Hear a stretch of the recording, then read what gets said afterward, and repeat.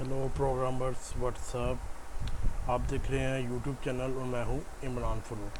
दोस्तों, आज हमारी जो रिएक्ट जेएस की सीरीज़ चल रही है उसका फोर्थ मॉड्यूल आज करेंगे, जिसमें हम देखेंगे कि रिएक्ट ऐप को हम किस तरह क्रिएट करते हैं with the help of wheat.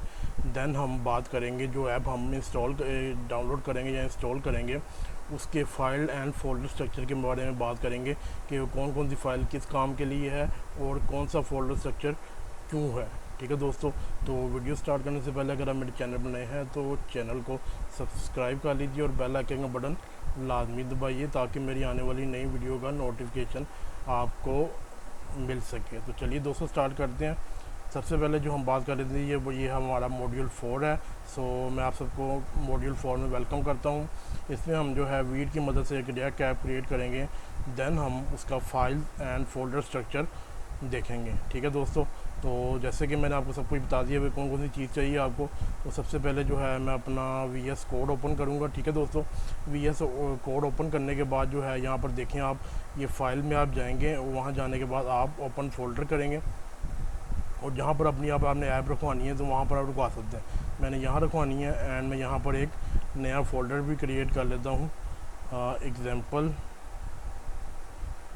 App. ठीक है जी, और इसको मैं कर लेता हूँ सिलेक्ट। ठीक है दोस्तों, पहला स्टेप तो हो गया ये। ठीक है जी, अब उसके बाद जो है हमने टर्मिनल ऑन करना है जिसकी मदद से हम अपनी ऐप को इंस्टॉल कर सकते हैं। और बाय डिफ़ॉल्ट VS कोड ने हमें बिल्ट इन टर्मिनल दिया हुआ है। ठीक है दोस्तों, ये देखिए यहाँ टर्मिनल लिखा हुआ आ रहा है। तो आप यहाँ पर क्लिक करेंगे एंड न्यू टर्मिनल पर क्लिक करेंगे तो देखिए हमारा नीचे ये टर्मिनल ओपन होके आ गया।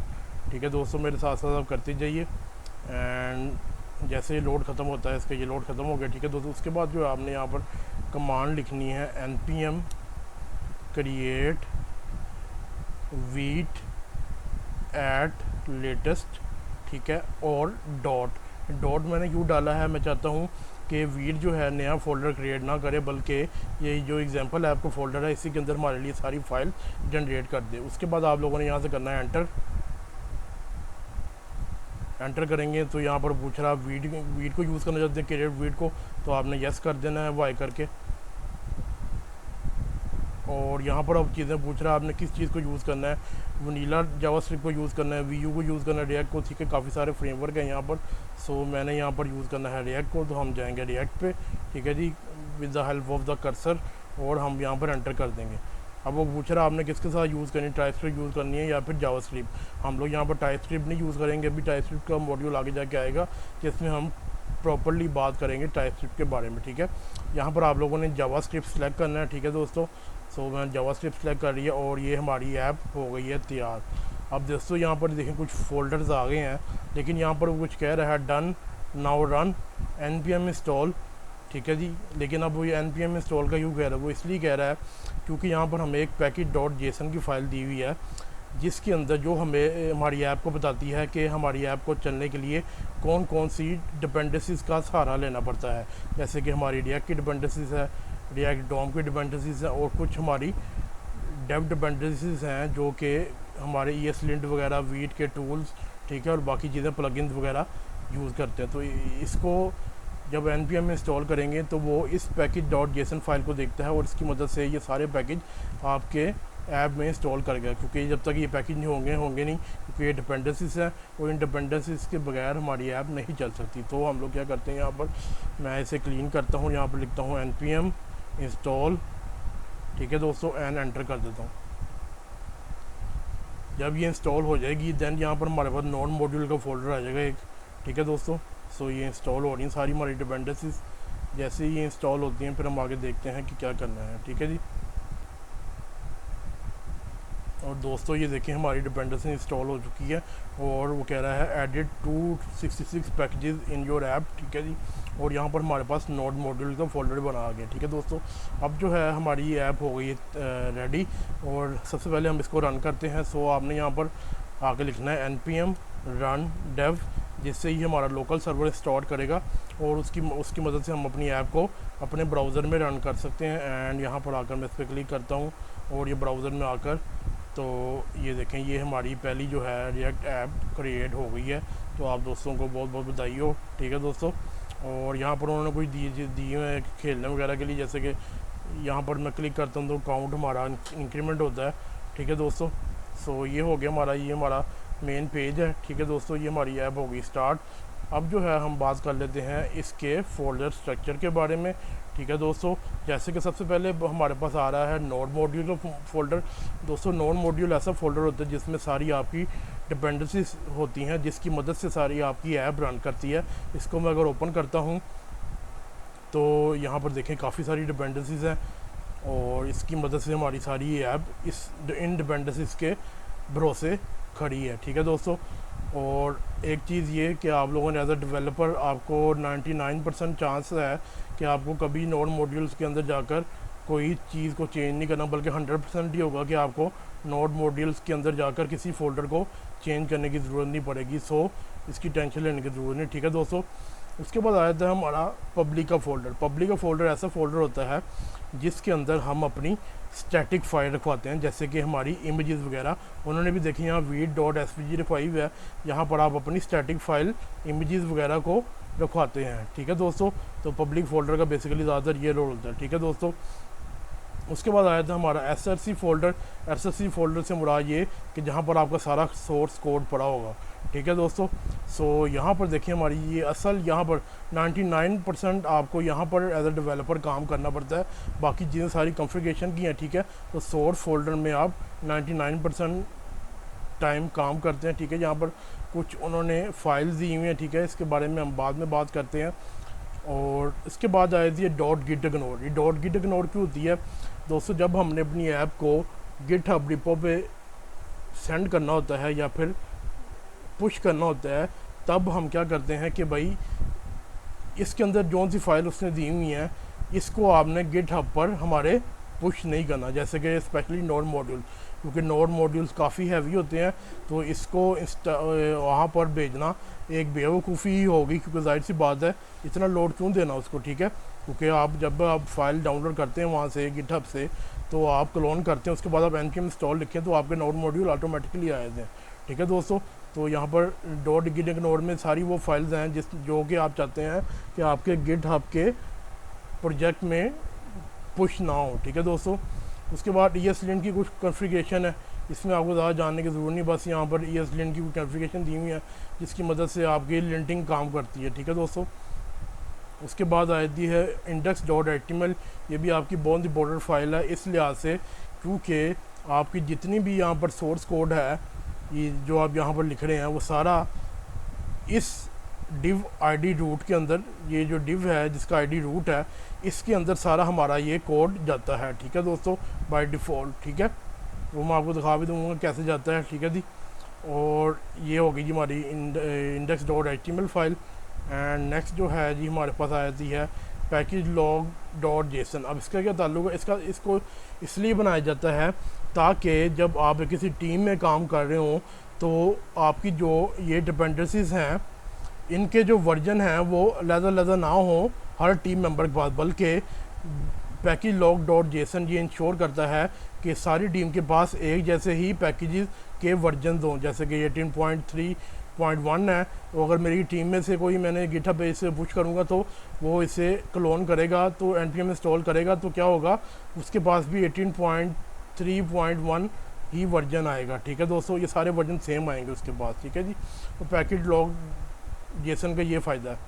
package.json के बारे में आपको बता चुका हूँ, सारी डिपेंडेंसीज आपकी होती हैं। उसके बाद आई थी readme.md, इसको भी आपको करने की ज़रूरत नहीं है। ठीक है दोस्तों, vite.config.js, इसमें वीट ने अपनी कुछ सेटिंग की हुई है, इसको भी आपको ज़्यादातर 99% चांस है कि आपको ये ज़रूरत नहीं पड़ती इसे चेंज करने की। बहुत ही कोई रेयर केस हो तो वहाँ पर जाकर आपको इसे चेंज करना पड़ जाता है। ठीक है दोस्तों, तो ये हमारा सारा हो गया फोल्डर एंड फाइल स्ट्रक्चर। अब जो है हम ज़रा इस पर सोर्स कोड के अंदर जो है जो हमारी फाइल्स हैं इस पर बात करते हैं। सो इस सोर्स फोल्डर में हमारे पास सबसे पहले जो मेन चीज़ आती है वो है app.jsx। ठीक है दोस्तों, लेकिन इसको डिस्कस करने से पहले मैं आपको ये बताना चाहता हूँ कि जैसे कि मैं आपको फर्स्ट मॉड्यूल में बताया था कि रिएक्ट का डिज़ाइन जो है कंपोनेंट बेस्ड है, बेसिकली डिफरेंट कंपोनेंट्स मिलकर पूरी एक यूआई को कंप्लीट करते हैं। ठीक है दोस्तों, अब हम बात करते हैं, देखें यहाँ पर ये लिखा हुआ फंक्शन ऐप, ठीक है जी। कोई भी रिएक्ट कंपोनेंट होगा वो एक फंक्शन होगा, ठीक है, याद रखिएगा आपने। और एक फंक्शनल कंपोनेंट होते हैं, क्लास कंपोनेंट होते हैं। क्लास कंपोनेंट जब रिएक्ट शुरू में आई थी 2013 में, उस वक्त ज़्यादा यूज़ होते थे, लेकिन अब जो है फंक्शनल कंपोनेंट ही उसका फ्यूचर है रिएक्ट का, और वो वही रिकमेंड करते हैं कि आपने फंक्शनल कंपोनेंट यूज़ करने हैं, ठीक है दोस्तों। अब यहाँ पर कुछ ये दिए हुए डिप्स वगैरह, वीड रिएक्ट, ठीक है। ये क्या हो रहा है बेसिकली, यहाँ पर जो जितना भी डाटा आ रहा है, ये जितने भी यहाँ पर कंटेंट आ रहा है, यही हमारा यहाँ पर हमारे ब्राउज़र में हो रहा है। जैसे ये वीट रिएक्ट देखें तो हम यहाँ पर देखें तो ये हमारा देखें वीट रिएक्ट आ गया ये वाला, ठीक है जी। फिर यहाँ पर बटन दिया हुआ है, उस पर इवेंट दिए हुए हैं कुछ, ठीक है जी। इसके बारे में डिटेल में हम बात करेंगे, ठीक है। यहाँ पर एक पैराग्राफ दिया हुआ है, ठीक है। बेसिकली ये जितना भी कोड लिखा हुआ है ये बेसिकली JSX होती है, ठीक है दोस्तों। ये HTML नहीं है, बेसिकली JSX है। JSX stand for JavaScript XML, ठीक है। और JSX बेसिकली आम आसान अल्फाज में समझाने के लिए चीज़ है कि आप जावास्क्रिप्ट और HTML को अगर मर्ज कर दें तो उसे आप JSX कहते हैं, ठीक है दोस्तों। इसके बारे में डिटेल में हम बात करेंगे नेक्स्ट मॉड्यूल में, ठीक है। सो ये देखिए यहाँ पर एक कोड लिखा हुआ है, लेकिन यूजुअली हम क्या करते हैं कि हम जो है ये सारा कोड ख़त्म कर देते हैं क्योंकि हम इसकी ज़रूरत नहीं है। एंड यहाँ पर जो है मैं रिटर्न करता हूँ एक पैराग्राफ, और पैराग्राफ के अंदर मैं लिखता हूँ ऑसम, ठीक है जी। ये आ गया, ठीक है। और ये भी हमें नहीं चाहिए, ये क्या है ये बाद में हम बात करेंगे। और हमें ये सारी चीज़ें भी नहीं चाहिए क्योंकि इसकी हमें ज़रूरत नहीं रही अब, ठीक है। तो इसे मैं सेव करता हूँ, ठीक है। तो सेव करेंगे तो हम देखेंगे कि हमारा जो है ये देखें ऑसम लिखा हुआ आ गया। ये हमारी ऐप जो है ब्लेंडर का रही है, ठीक है दोस्तों। और दूसरी चीज़ ये है, ये जो है हमारा एक कंपोनेंट है, ठीक है। और ये हमारा रूट कंपोनेंट है। रूट कंपोनेंट कौन सा होता है? रूट कंपोनेंट वो कंपोनेंट होता है जिसके अंदर हमारी ऐप के बाकी सारे कंपोनेंट्स जो हैं रेंडर होते हैं, ठीक है। इसके अंदर ही हमारे सारे कंपोनेंट्स आएंगे, इसलिए इसको हम रूट कंपोनेंट भी कहते हैं या फिर top of the parent component भी कहते हैं, ठीक है दोस्तों। और उसके बाद आती है जो बाकी हमारी यहाँ पर app.css है, index.css है, इसके बारे में बात करेंगे, बाद में बात करेंगे। एसेट्स हैं, एसेट बेसिकली पब्लिक फोल्डर की तरह ही स्टैटिक एसेट आते हैं यहाँ पर, ठीक है दोस्तों। मेन चीज़ जो है हमारे पास यहाँ पर main.jsx है। यहाँ पर ज़रा थोड़ा सा कम्बरसम कोड है, देख के अजीब सा लगता है, लेकिन यहाँ पर बेसिकली हो क्या रहा है वो मैं आपको समझा देता हूँ। आपने जावास्क्रिप्ट तो पढ़ी हुई है सबने, ठीक है जी। तो यहाँ पर देखिए हम क्या करें, document dot gate element by ID, यानी कि हम एक एलिमेंट सेलेक्ट कर रहे हैं जिसकी आईडी होगी रूट, ठीक है जी।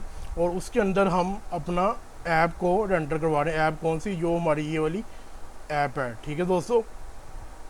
और ये रूट वाला कौन सा है? ये रूट जो है हमें कहाँ से मिल रहा है? ये बेसिकली मैंने इंडेक्स HTML आपको पहले दिखाई थी। ये देखें हमारी ये डिव है, तो ये रूट, इसका आईडी क्या है? रूट है, ठीक है। तो यहाँ पर हम बेसिकली main.jsx में वही सिलेक्ट कर रहे हैं और उसके अंदर जो है हमारी ऐप को रेंडर करवा रहे हैं। रेंडरिंग से मुराद क्या होती है? रेंडरिंग से मुराद, रेंडरिंग एक ऐसा प्रोसेस है जिसमें आपका कोड कन्वर्ट होता है UI के अंदर, ठीक है। उसे अब रेंडरिंग कहते हैं, ठीक है, सिंपल अल्फाज में, ठीक है जी। तो ये हमारा यहाँ पर ये काम हो रहा है, ठीक है दोस्तों, बेसिकली। और अगर मैं आपको ये प्रूव भी कर सकता हूँ, बेसिकली हो क्या रहा है कि हमारी जो ये वाला जो कोड है पैराग्राफ फ्रॉम ऐप, ये बेसिकली हमारा जो है इधर हमारी HTML में रेंडर हो रहा है, ठीक है। सो हम इसे मैं यहाँ पर ख़त्म करता हूँ और यहाँ पर हम एक स्क्रिप्ट को इंपोर्ट कर रहे हैं। ये स्क्रिप्ट कौन सा है? ये main.jsx वाला, ठीक है, जो इसको पावर करता है, ठीक है जी। अब हम इसे प्रूव भी कर लेते हैं। प्रूव करने के लिए मैं इसको इंस्पेक्ट करता हूँ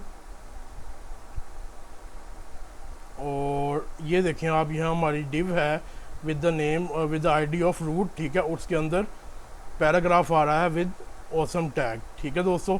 सो ये था ये सारा सिस्टम। ये जो मेन फाइल्स हैं React.js की, जिसमें हमने आज इसकी बात की है कि React.js में कौन कौन सी फाइल्स हैं, इसका फाइल एंड फोल्डर स्ट्रक्चर क्या है, कौन सी फाइल का क्या काम है, कौन से फोल्डर का क्या काम है, ठीक है दोस्तों। सो आज की वीडियो में हमने जो चीज़ें डिस्कस की हैं वो आप लोगों के आगे जाके काम आएंगी, ठीक है दोस्तों।